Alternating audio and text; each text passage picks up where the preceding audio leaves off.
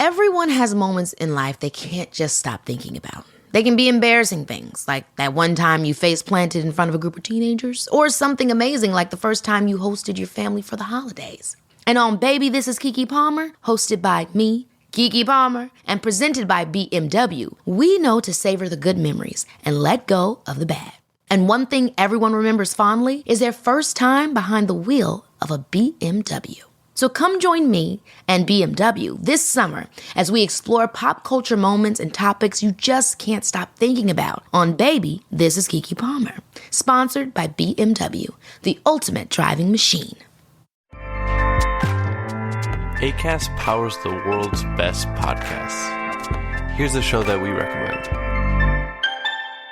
What is The Briefing Room? It's a behind-the-scenes look at how the criminal justice system works and the lives of the people within that system. If you love true crime, well, these are the real people who do the job every day of making sure justice is served. Hi, I'm Detective Dave.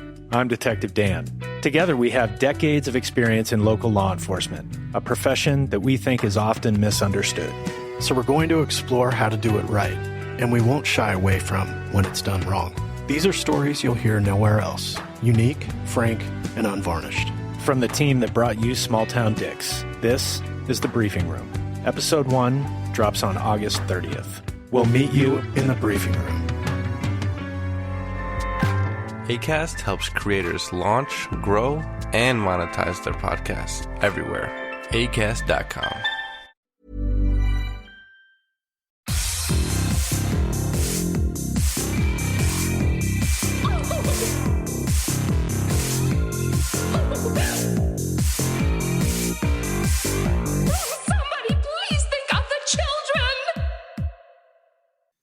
And welcome back to Little Cuts, our weekly mini-sode where we dig into the things that we've been watching recently. I'm Terry.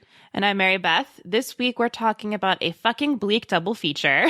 Djinns and Brujas, and of course, Hammer Horror. Hammer Horror. Before we get started, we just want to give a shout out to friend of the show, JD, on the birth of his daughter, Blair Rose. She's so cute. Beautiful. Congratulations, you two. Congratulations. That's so exciting. So that's amazing. Yeah. Baby. Another horror movie aficionado in the making. I know. I was like, baby. Okay, let's talk about horror movies.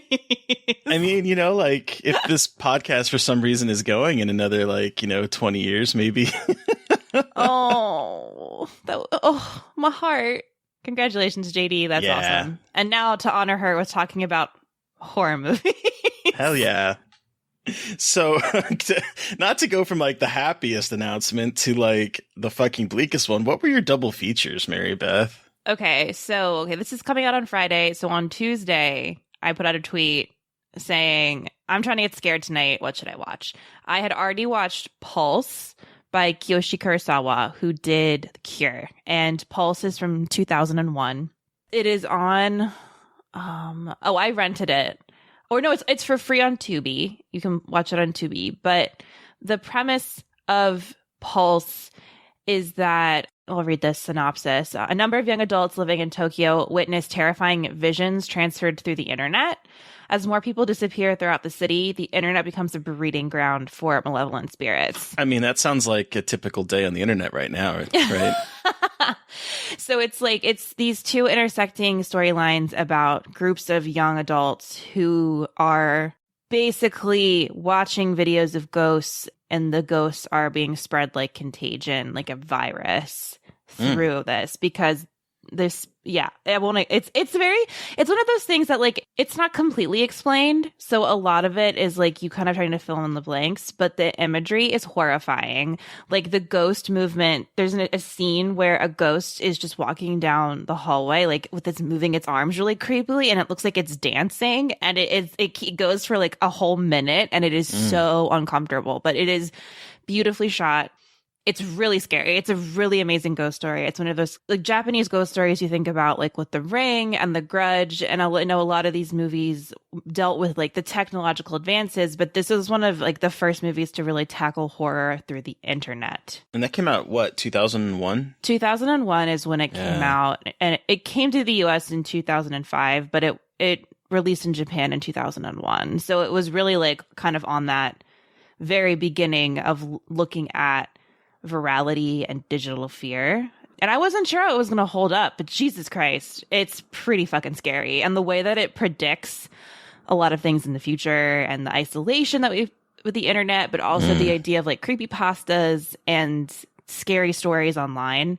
It's absolutely phenomenal. And it scared the shit out of me. So of course I was like, well, I would like to continue to be scared. I haven't really been scared in a long time. We talk about this in the podcast all the time. It's like hard for us to get scared. Yeah. And a lot of people tweeted some really good suggestions that I had unfortunately already seen. I was like, fuck, have I seen everything?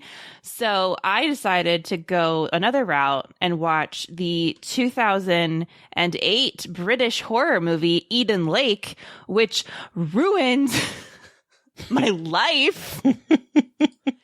So it's basically a young couple goes on a romantic weekend and they go camping on this beach in the middle of nowhere in like in the middle of nowhere, England, and they are attacked by a group of teenagers. It is the meanest movie. Really? It's mean. It is so mean. And it's also very sad because it has a lot to do also with like social class and lower socioeconomic classes in England and what's going on in that during this time period, and how kids are being ignored by their parents, and how there's just like this generational clash going on that's making things just bad in general. And then this, posh couple gets caught in the crossfires, and like it's terrible and it's cruel, and it's also so sad, not just because of the cruelty in the movie, but because of what you can kind of see the undercurrent of suffering is for these for everybody, not just the people that are getting viciously attacked by a group of like 14-year-olds. Wow. Yeah. And these 14-year-olds don't fuck around. Like it's like barbed wire and lighting things on fire, and like Jesus. It's Was it good? I really liked it. I never want to watch it again. I will never. Gotcha. Well, we'll see, but like it's really good. I think it is really well done. I wish it didn't end the way it did, but that's part of why it's good. But like it's nauseating, and it's just so bleak. And I finished it at like 1 a.m, and then I had to go to bed. So then I watched Real Housewives of New York to give myself a palate cleanser before I went to sleep, because I needed those images out of my head. It's the same director that would go on to do The Woman in Black. Yeah, so you know how The Woman in Black is like kind of bleak? This one's even bleaker, and it's gory as fuck. And Michael Fassbender is the boyfriend, and he has his Irish brogue in it. And then Kelly Riley, who has been in like Pride and Prejudice and a bunch of other British stuff. She's so good. She's in it as the girlfriend, and she's really good as Jenny. I don't think I've ever seen her in any horror movies. She was in 8 for Silver. Oh, that's right. She was in 8 for Silver. Oh my God. Duh. So she's amazing. Like, she brings that energy, but even more so, like, she carries this movie because the movie is really focused on her. So she really brings some amazing energy and like final girl vibes, and really badass final girl vibes. So I would recommend it if you have a strong stomach and like if you kind of can deal with those kinds of movies, but it's not for the faint of heart. Mostly in terms of just like torture porny stuff. Okay. So. Interesting. You know, it's one of those movies that like I can never, because you asked me when you were going to watch it if I had seen it. And I had to actually go look it up because it has such a generic title, I guess. I've seen a lot of movies that have like something like. And so I was like, have I seen it before? But I had not. And yeah, it sounds really fucking bleak. And I was between Willow Creek and Eden Lake. So obviously there was a theme last night of like weird locations. But friend of the show and my co-host on Watch Once Never Again, Daxy Baba, had seen it. I texted him afterward and he was like, oh yeah, I've seen that one. I was like, fuck, why did I do this? I've been wanting to see it forever, and I finally took the plunge, and yeah, it's worse than I expected. There you go. Anyway, but you know what? I enjoyed it. I had a good time yesterday, despite feeling like shit afterward. Not really, but like 2 very good movies. Pulse is 100%. Anyone should watch that one. That one's scary, but it's ghost, so it's not as bleak. It's bleak, but like it's a little bit more palatable, I guess, than Eden Lake. So Gotcha. Anyway, what about you? Tell me about these Djinns and Brujas. So I am Panic Fest is going on. Panic Fest 2021 is happening as we're recording this, and just outside my window, I don't know if my mic is picking up any of this, there is a thunderstorm happening, so it kind of adds to the creepy ambiance. But yeah, so I've seen 4 movies so far. 2 of them are okay. But the 2 that I really want to talk about tonight, the first one is written and directed by a duo, David Charbonnier, I think is how you pronounce his last name, and Justin Powell. Last year, they had a movie debut at Fantastic Fest called The Boy Behind the Door, which I absolutely loved. Wait, hold on. Before, I'm so sorry. The Boy Behind the Door, is that, they just got announced that getting distribution, right? Yes, I think it is. I think it's coming out. It's hitting somewhere, I think, in July, finally, hopefully. Okay. Yeah, that one sounds fucked up, but really good. I remember you talking about that. Okay. Yeah. So this is ironically, this is their second feature, but it's actually coming out first. It got nabbed by IFC Midnight. It's coming out in May, but it's also debuting at Panic Fest, and it's called The Djinn. Oh, I want to watch this so bad. And it's good. Okay. I personally do not think it's as good as their debut film, The Boy Behind the Door. Okay. It's because it kind of tackles a similar, well, not a similar issue, but in terms of like scares and intensity and stuff, it sort of feels like a companion piece to that one, where it's set in 1989. It's about this boy who is living with his single father right now. He lost his voice. I'm not really sure how, but he has like a Y scar on his chest. He's living with his father. They just moved into this 2-bedroom apartment, and the person that owned the apartment before him died in it. And while the kid is, setting up his stuff, he finds an old box in the closet, and one of the things in there is this book that has like a bunch of incantations in there, and one is something has to do with having your wishes come true. Mm-hmm. And so he ends up, when his father's going out for, I think he works nights, so he's out for the entire night. He decides to do a spell to make his wish for his voice to come back. And he ends up summoning a Djinn that for an hour, as long as the kid can stay alive, his wish is going to get granted. But if he can't stay alive, the Djinn is going to basically kill him. Oh, it's just as simple as that.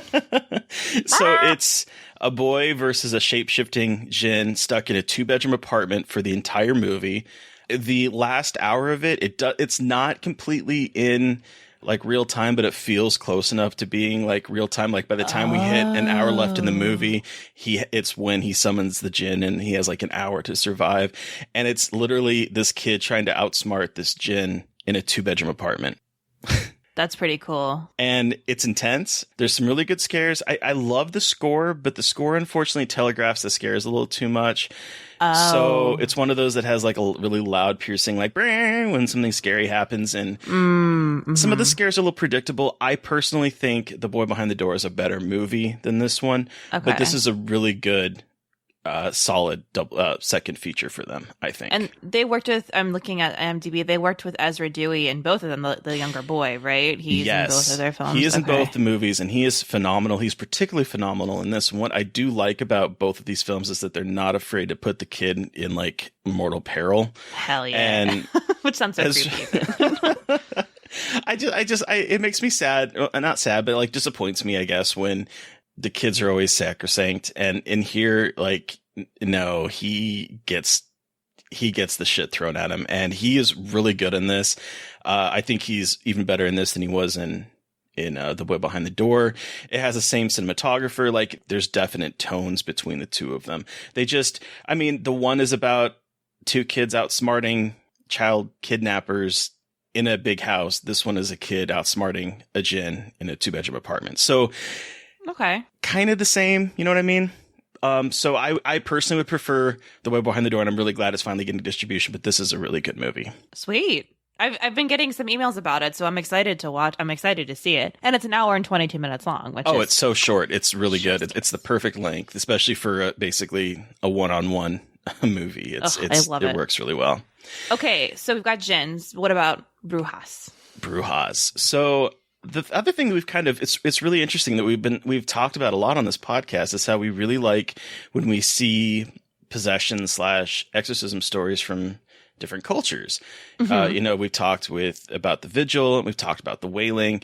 Well, this one is set in Veracruz, and it is about a Bruja trying to exorcise this demon from a Mexican American journalist who has come back to her hometown to do a investigative report on local tribes, and she runs afoul of something in a dark cave, and now she is trapped in a one location makeshift cell while this old woman is trying to convince her that she is possessed by this demon and exorcise her.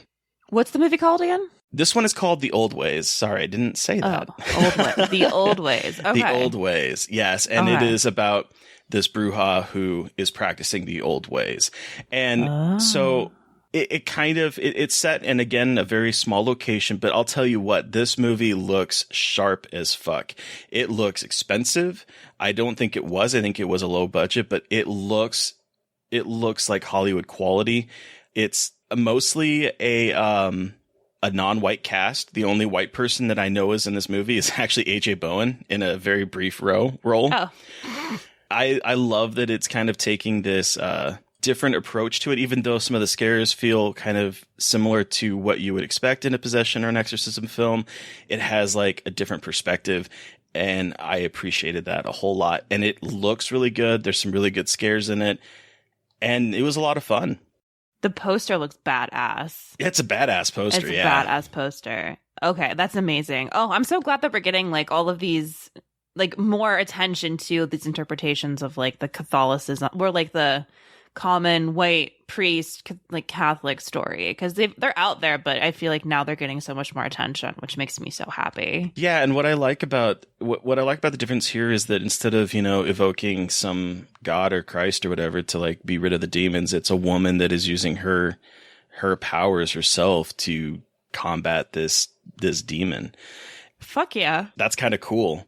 And it definitely has some things that we're familiar with. Like there's this idea that maybe the poor woman that is been kidnapped she's an addict. She's addicted to heroin. She might be going through withdrawals, and the things that we're seeing might be sort of like hallucination. Like you don't quite know. I mean, we know, this is where it's going to go, but like it definitely plays with that kind of thing. And it was really well done. I thought I really liked it, but that was The Old Ways. So keep that on your calendar. Okay, cool. And it sounds like a lot of these movies are getting distribution, or these directors are getting more attention, which I feel like these virtual film, I'm sorry, this is just a very quick thing. These virtual film festivals, I know they're a pain in the ass, but it just feels to me like more of these projects are getting in front of more people. So they're getting more support and therefore getting distribution faster. I don't know if I'm making that up in my head, but it feels like that a little bit. No, it definitely does feel like that. I think that we've seen, and I also think, let's be honest, I do think COVID and, other movies not being made has also been helping out with this, because it's like people are wanting content and we're wanting movies to watch, and so if a movie does really well at a festival, it feels like it's getting snatched up a lot quicker. Yeah, and the movies that were not left behind, but like that happened at festivals that hadn't gotten distribution yet, I feel like are finally getting distribution. One, because people want content, but also I feel like because people are realizing, there's a hunger for these new genre filmmakers. And there were so many good movies last year that really like made a big splash in the horror community. So, yeah, COVID sucks shit, but at least, there might be some cool things coming out of it. Maybe it'll help change up things a little bit for horror filmmakers. Who knows? I hope so. Yeah. If you have a subscription, if you have a ticket to Panic Fest, these are two that I would recommend you make sure that you watch before the fest is over, and I'll come back with some more movies probably our next Little Cuts episode, I think. And is Panic Fest this weekend? It starts it starts Thursday, so by the time this episode airs, it will have started. Okay. And then it's going, I think it's a 2-week festival. It's like a week and a half or 2 weeks, so it's like a relatively long festival. Cool. So you got time. Sweet. But let's take it back, Mary Beth. Back to 1965, where we are in Hammer's last black and white filmed movie. What are we talking about? We are getting swaddled up in a beautiful killer blanket with the nanny. I tried so hard and it didn't work. The Nanny, starring Bette Davis as a mysterious live-in nanny for a British family and their weird 10-year-old son who has just come back from a psych ward after the death of his sister. He's 10. He's young. He's a small child. He's also a complete and utter dick, and I hate him. Oh my god, this movie with him was unbearable. Dad's a dick too. Like, everyone in this movie is actually kind of dicks. Yeah. Like, I didn't like any of the characters except for Nanny. So this is the hard thing with this movie. I think the ending with Nanny is very interesting. I wish that wasn't in the last 10 minutes. I feel like a lot of things it's like an exposition dump kind of in the last 10 minutes. And the rest of it is a very slow, repetitive thing of this asshole 10-year-old saying he hates Nanny and that he won't do anything. And it's them fighting, his mom having a nervous breakdown, his dad being an asshole, and his aunt like having a heart condition. So like everyone is just at their worst. Like no one is happy. This is the most miserable family. Yeah. But despite, I don't know, well, how did you feel about it before I get into Well, first of all, I wanted the nanny to slap the shit out of Joey, the kid. Like, I actually took this note down. If I were Nanny, I'd slap that little shit so hard because he is absolutely obnoxious the entire time he's in this movie. He just is confrontational. He is like anything that someone's going to say, he's going to do the exact opposite. He's going to be snotty. He is the most annoying. He is the reason I would never want to have kids because of that little punk. I could not stand him. And like obviously with the name The Nanny, like you're obviously kind of like primed to think, oh, okay, something is up with the nanny. But like this kid sucks, and like he keeps sneaking next door to like the teenager who smokes cigarettes in her room, and he's just like a little shit. Like I know that he was in a psych ward for 2 years, and like obviously has been through some trauma, but Jesus. Yeah. And unfortunately for me, the movie was ruined because I was just doing like a cursory Wikipedia search, and sometimes Wikipedia, the plot synopsis don't tell the story in order. And so the second line is basically spoiling the exposition dump that happens at the end. So it's like, that was ruined. Ooh, wow. So if you're gonna, if you're gonna watch this movie, I mean, I don't think we should probably spoil it because it is kind of, yeah. I would definitely stay away from Wikipedia, because the second sentence is going to basically lay out the entire story of the movie. I mean, I don't know. It was okay. I thought the reveal was actually quite heartbreaking. It was really sad. It's really, really sad. That's all I can say. It's just like, holy shit. And there's a lot going on there that I think could have been expanded upon in a more interesting way in terms of like body politics and political issues. But yeah. Bette Davis rules. Oh, I thought she was absolutely phenomenal in this. And what's interesting is that I guess she was known for being kind of a dick. Mm-hmm. And the director found her impossible to work with. They apparently butted heads a whole lot. And I guess he thought that she was overacting a whole lot. And I thought she was actually quite restrained in this film. Yeah, overacting is not a word I would describe her. Her performance was amazing. I thought it was actually pretty restrained in a really creepy way. Overacting, I don't think is a good word for it. But yeah, I'm trying to see. Her eyebrows are iconic. Oh. Yeah. So there's a quote from his 1990 book, Fasten Your Seatbelts, where Lawrence J. Quirk quotes from his interview with Seth Holt, the director. "Oh, it was hell. She was always telling me how to direct. When I did it her way, she was scornful. When I stood up to her, she was hysterical. I managed some kind of middle course and got through the film and stayed calm. And then he also says, once telling her she was overreacting, she retorted, I act larger than life. That's what my audience paid me for all these years. If they wanted ordinary reality, they'd go out and talk to their grocer. But, like, I don't think, I mean, maybe he managed to pull her back, but, like, I don't think her performance is overacting or larger than life at all. I thought it was really the best part of the movie. Yeah, I agree. If we're talking about overacting, it's the fucking kid. And the mom. And the mom. The mom was very much overacting. Like, she's like very stereotypical hysterical woman in the 60s who just like cannot function, for she is always in a tizzy and she's hysterical. When really she's mourning the death of her daughter. Like, let's be honest here. Well, and, I mean, let's be honest. That trauma is quite trauma. It's quite traumatic. And the way it happened is also incredibly traumatic. Like, there is a lot of trauma in here. It's just... And like your 8-year-old son is sent away for being mentally disturbed because it's just like it's a lot of trauma to bear. So yeah. Wait, did Bette Davis have a feud? Bette Davis did. Was it with Joan Crawford? It was with Joan Crawford, who they starred together in Whatever Happened to Baby Jane. I think Whatever Happened to Baby Jane. Yep, and they definitely had a feud there. Bitches. Bitches. Amazing. I always wonder, like, who has feuds now? You know, like, that time seemed to, like, I don't know. I mean, maybe...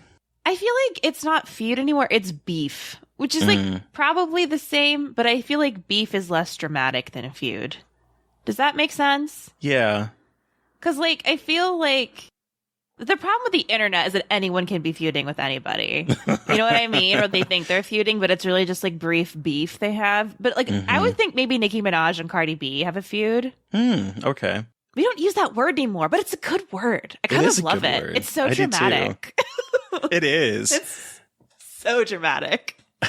But yeah, I thought this one was decent. I thought it was incredibly slow, but I'll tell you, I did love the third act. I loved from the reveal to the end. I was really digging this film, but it did take a while to get there. It did. Yeah. It was decent. Put that on the poster.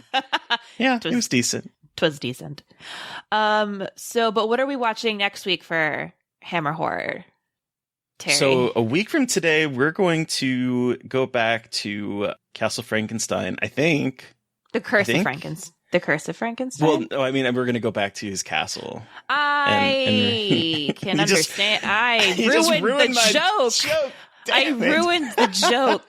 Like, we're watching Curse of Frankenstein, y'all, from 1957. No, Terry, it's not the castle. It's the curse. Mary Beth.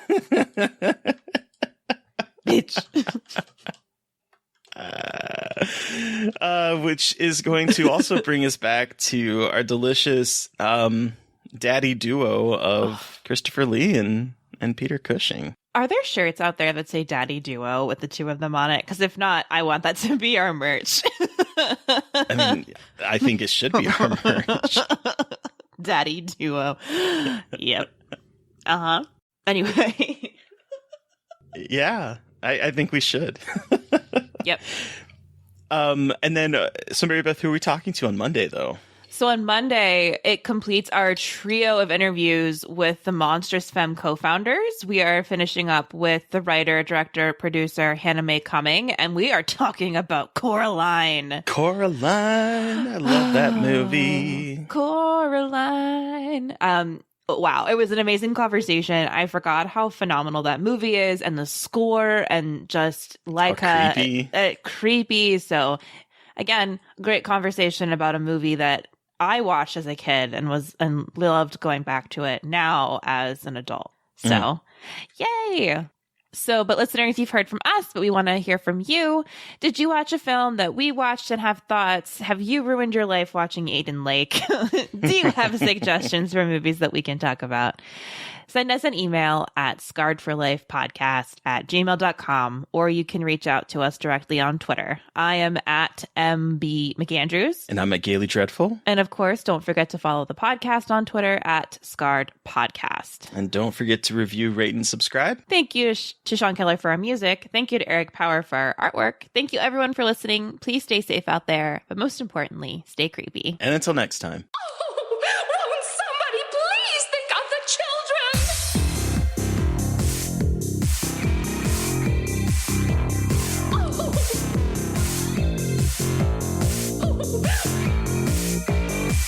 Won't somebody please think of the children?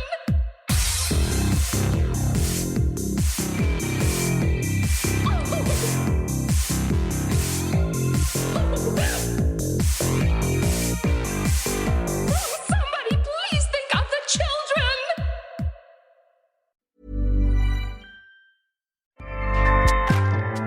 Acast powers the world's best podcasts. Here's a show that we recommend. What is The Briefing Room? It's a behind-the-scenes look at how the criminal justice system works and the lives of the people within that system. If you love true crime, well, these are the real people who do the job every day of making sure justice is served. Hi, I'm Detective Dave. I'm Detective Dan. Together, we have decades of experience in local law enforcement, a profession that we think is often misunderstood.